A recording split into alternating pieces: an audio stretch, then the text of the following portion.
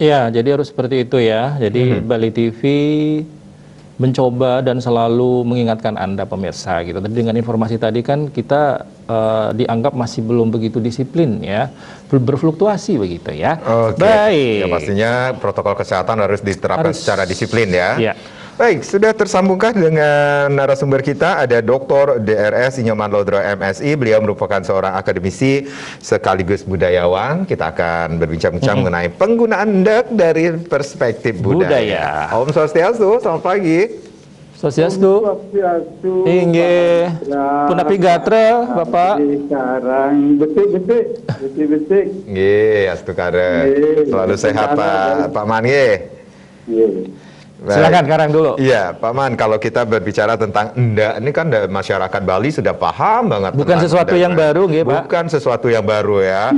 Kita mungkin waktu begitu lahir kecil udah tahu ndak kali ya sudah, Pak? Sudah menjadi hal yang sangat mentradisi di masyarakat Tetapi kita. lebih yang menggembirakan lagi bagi masyarakat Bali ini sendiri dengan keluarnya SE nomor 4 tahun 2021 nih tentang penggunaan kain tenun ndak Bali atau kain tenun tradisional Bali. Ini kalau kita berbicara tentang ndak dari perspektif budaya ini sendiri Pak Nyoman Lodro ini sebagai seorang budayawan, ini apa yang harus diketahui oleh masyarakat ini Pak Nyoman? Iya, terima kasih Pak Adi Putra sama Pak Jana Karang. Terima kasih atas kesempatannya. Pemirsa Bali TV yang saya hormati dimanapun berada. Yang jelas sekarang dalam kondisi kita tetap kita perhatikan prokes dulu gitu, agar terjaga semua kesehatan kita dalam kondisi COVID ini. Nah, menyimak terkait dengan apa yang Pak sampaikan terkait dengan kain tenun indak ya dari perspektif budaya, tentunya masyarakat terlebih dahulu ya apa yang Pak sampaikan tadi, memang masyarakat itu sudah sangat paham sekali, familiar sekali dengan kain tenun indak. Tapi masyarakat kadang-kadang belum tahu persis ya kain tenun indak itu secara historisnya bagaimana sih. Kain historisnya itu perlu memang kita ketahui agar kita selaku masyarakat ini betul-betul ya mencintai gitu kan gitu ya, kalau kita sudah tahu sedikit historisnya. Nah, kalau kita bicara masalah kain tenun Pak Adi, Pak Harang dan pemirsa Bali TV di rumah semuanya ya, kita tidak bisa terlepaskan dari kain tenun indak, diantaranya ada juga kain tenun yang lainnya. Iya. Nah, kalau kain tenun, kalau kita perhatikan paling tidak di Bali itu sudah sangat dikenal. Selain kain tenun indak, juga kita kenal dengan kain tenun pegeringsingan. Kemudian kain tenun ituk. Kemudian kain tenun kling, kemudian kain tenun gedogan, dan kemudian yang terakhir tampaknya mulai ini naik daun adalah kain tenun rangrang. Nah, di antara 7 kain tenun ini memang sekarang yang di imbau sama Bapak Gubernur lewat itu kan hanya satu di antara kain tenun itu, yaitu kain tenun indak. Padahal yang lain juga ya, seperti kain tenun geringsing yang ada di tenganan pegeringsingan, kain cepluk, kemudian ada kain rangrang yang berkembang di Yusuf Pak Gubernur Pak Ara, kemudian juga kain tenun yang kita sering kita lihat adalah juga tongketnya. Iya. Nah, di antara 7 kain tenun yang berkembang di Bali, mungkin masyarakat secara visual sudah bisa mengenal ciri-ciri dan fungsinya, kan begitu kan? Nah, kemudian di antara 7 ini yang kita fokuskan sekarang, kita kan terbatas pada bicara masalah kain tenun indak ya. Seperti Pak Adi juga disebutkan bahwa kain tenun indak ini sangat familiar sekali ya. Tapi kalau kita lihat dari perspektif budaya, kalau kita melihat dari sisi sosial, kita bisa melihat dari sisi ekonominya. Apa yang di SE kan Nah, sudah ada Bapak Gubernur ini, kalau dari kacamata akademik saya, melihat itu sebagai multi-effect fire. Dalam arti, surat edar ini yang mengimbau masyarakat ini memberikan sebuah dampak yang luar biasa ya, terhadap pengrajin, terhadap produksinya, terhadap perdagangan kita itu kan, itu sangat memberikan dampak yang positif. Karena kondisi COVID ini kalau tidak masyarakat kita sebagai masyarakat Hindu ini memperhatikan budaya-budaya yang bersumberkan pada nilai-nilai keindahati, siapa yang nanti akan memperhatikan? Tidak mungkin orang lain kan? Nah, kita-kitalah ini masyarakat kita, masyarakat Bali yang berbudaya Hindu yang memperhatikan. Nah, imbauan dari apa yang dalam bentuk surat edar Bapak Gubernur ini terus terang aja dari kacamata akademik itu sudah luar biasa. Artinya apa? Kehadiran pemerintah ini sudah ada sekarang. Sudah luar biasa dalam kondisi COVID ini. Memang pada sebelum-sebelumnya, masa-masa yang sebelumnya memang kain tenun ini kan sudah luar biasa. Iya. Sudah luar biasa, baik di produksi, pemasaran, perdagangan luar biasa. Apalagi Pak Adi dan Pak Karang tadi menyebutkan memang sudah menjadikan hal yang sangat familiar sekali gitu. Nah, kemudian dari sisi yang lain juga bisa kita lihat dari kebetulan kita dari praktisi hak kekayaan intelektual, HAKI. Nah, tampaknya memang kain tenun ini, ya, dalam arti ada geringsing, ada endek, ada cepuk, kemudian ada songket. Ini memang apakah sudah sampai semuanya dari 7 yang ada yang kain tenun ini sudah terlindungi dengan hak kekayaan intelektual atau HAKI apa tidak? Nah, itu persoalan juga untuk mendapatkan perhatian paling tidak dari lembaga pemerintah lah memperhatikan. Baik, Pak Nyoman, Pak Nyoman, ini kan sebetulnya kalau dari perspektif budaya ini kan sebuah proses peradaban, Pak ya, yang berulang-ulang begitu. Dan Pak Nyoman Lodre sendiri tadi sudah banyak menyampaikan mengenai SE ini sendiri. Artinya untuk dari sudut pandang Bapak sendiri, ini berarti SE ini masih hanya sebatas di tataran bahwa masyarakat paling tidak lebih mengenal kembali, juga memakai dan mencintai produk endek tadi walaupun terlepas dari yang 7 jenis tadi ya Pak ya? Iya, ini saya lagi membahas, melihat dan mengkaji ya. Kalau kita dari perspektif akademis tentang SE itu dari sisi perspektif budaya, rasanya kalau dari pemikiran akademis ini tidak cukup hanya imbauan Pak Adi dan Pak Karang. Kalau menurut saya itu ya kalau pemikiran kita selaku akademisi ya wajib, bukan himbauan saja, wajib pada lembaga-lembaga tertentu. Karena dari perspektif budaya, pariwisata kita kan pariwisata budaya sebenarnya yang bersumberkan dari peradaban, kemudian bersumberkan dari agama Hindu kan begitu kan. Nah, kalau itu diwajibkan misalnya dalam stakeholder pariwisata, misalnya di bagian untuk lembaga-lembaga pendidikan non swasta itu kan kalau memakai misalnya hari-hari tertentu wajib memakai kain tenun endek, itu kan menjadikan sebuah karakteristik juga pariwisata kita di Bali kan begitu Pak. Baik, Pak Nyoman, kita rehat sejenak nggih. Nanti kita akan lanjutkan lagi setelah pariwara berikut. Pemirsa jangan kemana-mana, kami akan kembali sesaat lagi.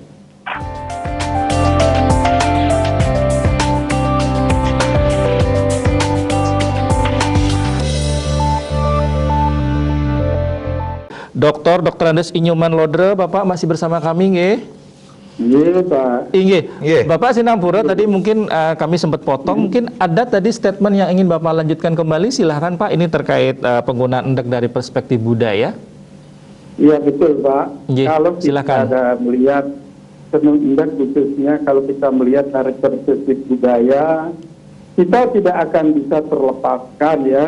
Masyarakat juga, kalau misalnya masyarakat tahu mulai kapan endek dikenal di Bali itu memang kalau sudah tahu kan lebih mencintai lagi kan prinsipnya. Kalau kita melihat kebetulan kita pernah melakukan sebuah penelitian ya 2015. Ternyata kain tenun di Bali itu sudah dikenal di abad ke-11 itu. Di zaman, terus dilanjutkan di zaman Kerajaan Dalam Waturenggong. Kemudian yang kita rasakan perkembangan kain tenun Indap ini kan setelah kemerdekaannya itu kan, baru sangat terasa sekali. Itu. Nah, kemudian kalau sisi kita melihat dari perspektif budaya, kalau kita lihat dari motif ya Pak ya, motif-motifnya ini kan semua berkonsepkan, beridekan, bergagasan dari nilai-nilai budaya Bali. Nah, ini yang memperkuat tentang Bali itu sendiri. Karena dari sisi motif sudah diambil, dari bentuk juga diambil, dan sementara sebelum SE itu turun juga masyarakat sudah sangat menggemari. Karena apa? Karena kain Indap ya khususnya ini kan memang kalau sangat cocok sekali kan untuk perkantoran, swasta maupun lembaga-lembaga pemerintah kan gitu ya. Nah, dengan adanya kemudian dari SE ini, dari sisi perspektif budaya ini menjadikan warisan budaya kita, budaya nilai-nilai luhur nenek moyang kita jadi lebih teramankan. Teramankan dari mana? Sekarang kan trennya dengan teknologi itu mudah sekali dijiplakkan, baik motif maupun tekniknya kan begitu ya Pak, apalagi masa globalisasi ini. Nah, dengan SE ini semestinya memang dilanjutkan turunnya dengan apa? Dengan perlindungan hak kekayaan intelektualnya itu, haknya itu. Baik. Nah, kemudian untuk lebih memperdaya gunakan materi kain tenun ini kan sebaiknya dari lembaga-lembaga terkait ya, dengan adanya penguatan SE ini tentunya sudah berpikir ya bagaimana mengembangkan motif-motif desain dengan mengadakan lomba-lomba misalnya dari perindustrian, dari pariwisata, itu kan bisa itu kan. Kemudian ada pelatihan fashion itu terkait dengan memanfaatkan tenun Indap itu. Kan begitu ya Pak ya? Oke. Pak Nyoman, kalau berbicara tentang apa yang Pak Nyoman katakan tadi, ini usaha atau upaya dari pemerintah Provinsi Bali tentunya ini mendapat acungan jempol juga karena kain endap pun sudah terdaftar sebagai kekayaan intelektual komunal, ekspresi budaya tradisional di Kemenkumham, Pak Nyoman. Iya betul, betul. Saya sempat baca itu banyak sekali itu ya kehadiran dari pemerintah dalam hal ini untuk melindungi budaya-budaya kita yang merupakan kreatif dari budaya kita itu sudah terlindungi tampaknya beberapa, tetapi perlu juga nanti tidak cukup dari perlindungan saja. Kalau nilai-nilai budaya yang dikembangkan oleh masyarakat pengrajin, seniman, desainer hanya pada perlindungan hak kekayaan intelektual saja tidak cukup. Kalau dilanjutkan dengan sebuah pembentukan lembaga sejenis istilahnya, kalau kita misalnya hak kekayaan intelektual kita kemudian diprediksi orang lain kan kita mendapatkan royalti. Nah, pengurusan royalti ini, lisensi ini semestinya ada sebuah lembaga seperti ya istilahnya kan ada lagu-lagu itu kan sudah punya sebuah lembaga yang dapatkan royalti tanpa diurus oleh pengrajin, seniman, pemilik hak cipta sudah dapat dia royaltinya. Nah, ini yang perlu, lembaga ini yang perlu memang ditindaklanjuti ya. Sejenis itu Pak. Baik, Pak Nyoman, tadi Bapak sampaikan tadi kan masalah haki begitu ya. Ini kembali lagi dari sisi nilai yang terkandung di dalam setiap motif endap Pak ya. Terkadang dalam perkembangannya, ini terlepas jauh sebelum SE ini keluar, ada motif-motif yang sebetulnya mungkin tidak begitu banyak dipahami oleh masyarakat. Antara motif yang memiliki nilai budaya yang adiluhung dengan motif yang bisa jadi, mungkin saya salah, ada order-order dari konsumen tertentu sehingga meninggalkan nilai-nilai atau pakem dari budaya Bali itu sendiri dalam motif endap Pak. Nah, ini perkembangannya sekarang seperti apa Bapak mengamati? Mungkin dari hasil-hasil riset ini kan sebetulnya banyak sudah menunjukkan bahwa ini loh motif-motif yang memang selain adiluhung juga ada makna-makna atau nilai yang ada di setiap motif Pak. Nah, ini perkembangan untuk yang bisa dipahami oleh pengrajin sendiri untuk mendukung SE ini dan semakin dipahami oleh masyarakat seperti apa Pak? Iya betul Pak, masalah pengembangan motif terutama motif endak ya Pak ya. Nah kita semua harus tahu juga pahami bahwa kalau Pak di lapangan seperti saya kan praktisi juga di lapangan melihat ya, kain tenun itu tidak serta-merta yang diproduksi di Bali ya Pak ya. Bapak perhatikan seperti di tenun pegeringsingan itu banyak dari produk-produk luar Pak. Jangan nanti terkecoh dengan memakai produksi dengan mesin, dengan begitu dia akan murah kan begitu cara pengerjaan. Nah kalau dari perspektif budaya memang motif tenun ini ya Pak ya, motif tenun termasuk motif tenun ini kan kita bisa melihat dari perspektif spiritualnya, budaya spiritualnya.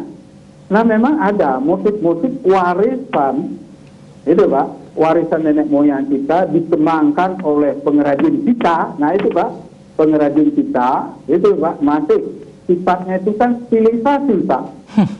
Nah kemudian ada juga pengrajin ya, terutama pengrajin yang dari luar Pak, yang tidak tahu rohnya motif ini kan pendekatannya ya pendekatan deformasi ataupun mendekor, mengkolaborasi kan memang kelihatan karena pasarnya memang di Bali.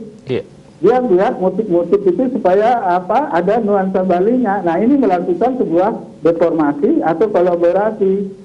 Nah kalau motif-motif yang sifatnya sivilisasi, kekuatan roh warisan nenek moyang kita yang bersifat spiritual itu memang masih berkembang Pak, masih ada nilai-nilai itu. Nah, karena pengrajin di sini, desainer begini kan tidak mau rugi Pak, dalam arti bagaimana dia membaca pasar di luar, ya, apalagi pasar di luar, apalagi sekarang ada SE-nya itu kan luar biasa Pak ya. Itu kan akan meningkatkan produk dan meningkatkan perdagangan, penjualan dari kain itu. Karena apa? Motif-motifnya kan sudah disesuaikan dengan konsumennya itu. Nah, seperti itu. Nah, yang sekarang perlu dijaga. Nah, ini yang perlu dijaga, Pak. Karena sifat dari karakteristik hak intelektual itu kan bisa melindungi warisan nilai nenek moyang kita dan bisa juga melindungi produk-produk yang sifatnya kreatif. Oke. Nah ini yang ada Pak, makanya semuanya jadi jalan, tidak ada persoalan gitu kan. Baik Pak Nyoman, kita ditahan dulu Pak Nge, nanti kita tanyakan kembali, kita akan rehat sebentar deh ya. Silakan Karang. Ya, kita akan lanjutkan lagi, tapi tentunya setelah yang berikut ini.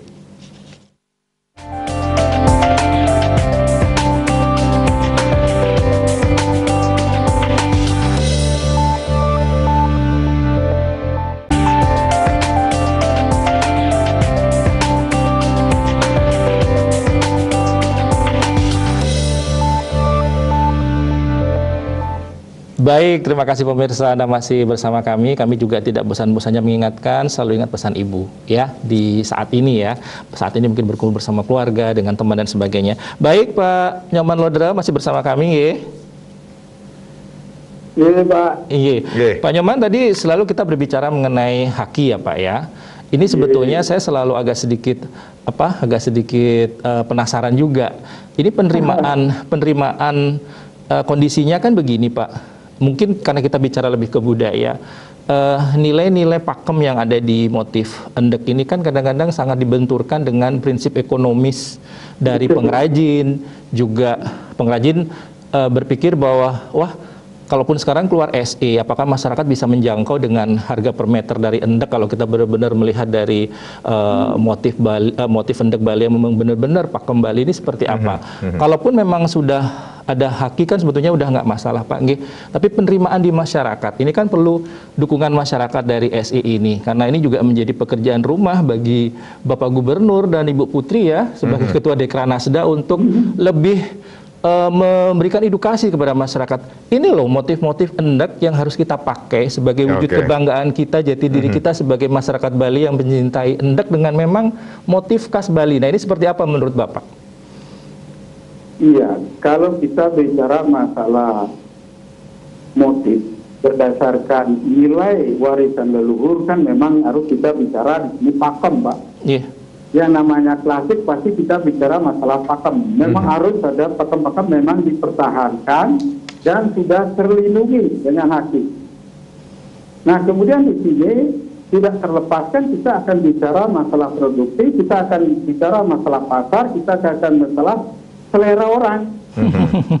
Nah paling tidak orang-orang dari luar maupun orang lokal kita kan itu Pak mencari indak, pasti indaknya ya yang bernuansa Bali itu gimana? Nah disinilah pendekatan ada stilisasi namanya Pak, kemudian kolaborasi motif-motif yang masih mencirikan motif-motif Bali itu sendiri, walaupun tidak sesuai dengan pakemnya lagi, tapi dia keluar dari pakemnya, tetapi masih ada nilai-nilai budaya kita di situ. Nah itu yang kita harapkan, apa yang kalau kita baca rohnya SE itu kan seperti itu Pak. Di samping membantu masyarakat pengrajin dalam kondisi COVID yang betul-betul sekarang ada posisi paling nadir sekali, paling bawah sekali, dan SE ini juga tidak secara langsung juga sudah melindungi nilai-nilai warisan budaya kita yang ada di Luhung itu Pak. Itu yang disebutkan sebagai lokal genius kita. Nah itu. Nah kemudian dalam perkembangan, baik perkembangan yang jelasnya kan di sini tidak terlepaskan dari tangan-tangan terampil para desainer kita dalam memodifikasi motif, dalam memodifikasi fashion, kan gitu ya, yang menyebabkan grisnya tenun indak yang hampir ada di seluruh daerah di Bali itu semua hampir ada Pak. Semua ada di masing-masing kabupaten. Nah masing-masing kabupaten ini pun karena motif ini terus terang saja dipengaruhi oleh konsep geografisnya juga Pak, konsep nilai-nilai budaya lokalnya juga, makanya dia memang mewakili motif tenun indak Bali, tetapi masing-masing daerah kalau Pak perhatikan secara visual memiliki karakteristik tertentu Pak. Itu Pak, jadi Pak Nara gitu. Oke, baik. Ya. Nah ini berbicara tentang penggunaan motif-motif itu memang berbeda-beda tiap kabupaten kota di gaya Karangasem, Klungkung, Gianyar, Bulelengan gitu Pak. Nggih. Pak Nyoman Lodre, ini kalau kita berbicara tentang penggunaan endak ini pun sendiri, ini endak pun sudah bisa dikatakan mendunia ya dengan digunakannya endak oleh sebuah rumah mode berkelas internasional. Ini menjadi suatu kebanggaan juga bagi masyarakat Bali, Pak.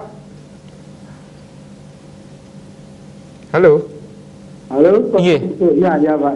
Ya, Pina ini kan membawa kemarin juga Bapak Gubernur bekerja sama dengan mengadakan MOU ya, rumah mode begitu Pak. Nah ini seperti apa Bapak mencermati ini? Apakah memang nanti masih sepertinya sih memang akan tetap mengedepankan nilai-nilai budaya Bali, tapi ketika sudah dibawa keluar ini apakah akan nanti ada deal-deal tertentu ini gitu kan, tadi juga disebut mengenai desainer dan sebagainya, ini seperti apa Pak Lodre mengamati ini Pak? Iya betul Pak, kita tidak melihat MOU secara global saja Pak, artinya fashion yang berkelas memang bagus, memang dari dulu kalau sebelum COVID ini kan kain tenun indak ini ya kan sudah mendunia. Coba perhatikan Pak, tenun geringsing itu kan Pak, di mana-mana sudah. Kebetulan kami tahun 2000 berapa itu pernah menyelenggarakan Bali Fashion Week ya. Kalau tidak salah Bali Fashion Week ketiga itu kita memanfaatkan gitu juga. Artinya apa? Kain tenun indak Bali itu ya dari dulu sudah mengglobal Pak. Nah cuma kehadiran SE ini sekarang kan tertib Pak. Artinya diatur oleh pemerintah. Diberikan jalan ya. Iya, satu saat kalau memang dibebaskan Pak, kemudian itu kan nilai-nilai warisan budaya yang ada di Luhung itu kan bisa tergerus juga Pak. Nah untuk itulah kehadiran SE ini tidak saja serta-merta untuk melindungi pakam-pakam, kemudian melindungi motif-motif kain tenun Bali itu yang berciri khas kan Bali, yang ada nilai-nilai spiritual, nilai sosialnya juga Pak kan. Coba perhatikan, motif Bali itu kan tidak hanya serta-merta di komoditi, dipasarkan gitu, tapi ada nilai-nilai spiritualnya. Misalnya salah satu contoh, ya di kain tenun indak, misalnya di pegerintingan salah satu motif, ya ini kan kita bicara masalah kain tenun Pak ya. Ada motif-motif tertentu yang sangat diyakini dan dipercayai bisa menyembuhkan loh Pak sebuah penyakit. Itu masyarakat sekarang sampai sekarang masih ada kepercayaan seperti itu gitu loh Pak. Nah untuk itulah kalau kita misalnya bicara masalah sudah menjadi fashion global itu Pak ya, itu memang perlu diperhatikan ya, terutama kan pengembangan motif gitu Pak. Nah pengembangan motif ini kan ada pendekatan stilisasi, ada pendekatan kolaborasi, ada pendekatan adaptasi, ada deformasi. Nah deformasi ini dihindarkan. Yang stilisasi masih ada nilai-nilai keklasikan, nilai-nilainya. Kemudian kolaborasi masih ada nilai-nilai Balinya. Kalau deformasi kan total ya Pak. Itu yang kita hindari. Nah kalau sudah yang saya tahu, yang saya sudah baca dari berita dari Bapak Gubernur juga kan, tenun ini sudah bagian dari hak intelektual kita, sudah terlindungi, sudah aman kan itu ya. Nah seperti itu. Nah kemudian saya tambahkan Pak sebelumnya. Nah ada manfaat ekonomi yang dipunyai bagi masyarakat yang memiliki hak intelektual, haki. Ada nilai ekonominya, barangkali sudah tua tidak bisa memproduksi dia, tapi diproduksi oleh orang lain. Nah ini kalau misalnya dilindungi oleh masyarakat Bali lah yang memiliki royaltinya. Paling tidak 10% dari itu sesuai dengan undang-undang Pak. Undang-undang haki itu. Itu Pak. Baik, Pak Nyoman, ini karena memang sudah harus di penghujung diskusi, singkat saja Bapak, apa yang ingin Bapak sampaikan ini terkait tema kami penggunaan endak dari perspektif budaya. Artinya ini juga kan istilahnya yang tadi saya sampaikan adalah mengedukasi masyarakat, kita memahami dan sangat apresiasi dengan SI ini, tapi dalam implementasinya nanti dalam praktek, dalam kehidupan kita selanjutnya dengan penggunaan endak ini seperti apa Pak? Singkat saja Pak Nyoman Lodra. Ya terima kasih Pak Adi dan Pak Karang. Yang jelasnya saya apresiasi sekali SE ini pada lembaga-lembaga tertentu kalau bisa itu bukan lagi demo tapi wajib kan begitu. Misalnya kita bergerak di pariwisata budaya kan di stakeholdernya semestinya memang wajib hari-hari tertentu pakai endak kan gitu. Jadi pariwisata dunia itu sangat senang sekali, sangat interest sekali, itulah yang namanya local genius ya itu. Nah yang kemudian perlu ditindaklanjuti kan begitu Pak SI ini dengan implementasi dari beberapa lembaga terkait pemerintah, bagaimana kain tenun ini lebih ya tidak saja digunakan oleh masyarakat lokal kan gitu ya. Nah perlu dilatih, misalnya ada pelatihan fashion, kemudian desain-desain yang merujuk pada bagaimana penggunaan kain tenun endak Balinya itu. Jadi dengan demikian otomatis desain fashion, desain motif, desain menggunakan akan memanfaatkan kain tenun endak Bali yang sudah terlindungi dengan hak intelektual kan begitu Pak. Baik. Terima kasih Pak Nyoman Lodra atas informasinya. Baik. Ini artinya juga semakin memberikan informasi, pemahaman mengenai nilai-nilai adiluhung yang ada di kain endak ini Pak ya. Kita bicara mengenai penggunaan endak dari perspektif budaya. Sekali lagi terima kasih. Baik, Suksma, Dr. Andes Inyoman Lodra MSI, pemirsa sudah berbincang-bincang kami dalam seputar Bali akhir pekan pada kesempatan ini, luar biasa sekali. Bapak sehat selalu Pak Nggih.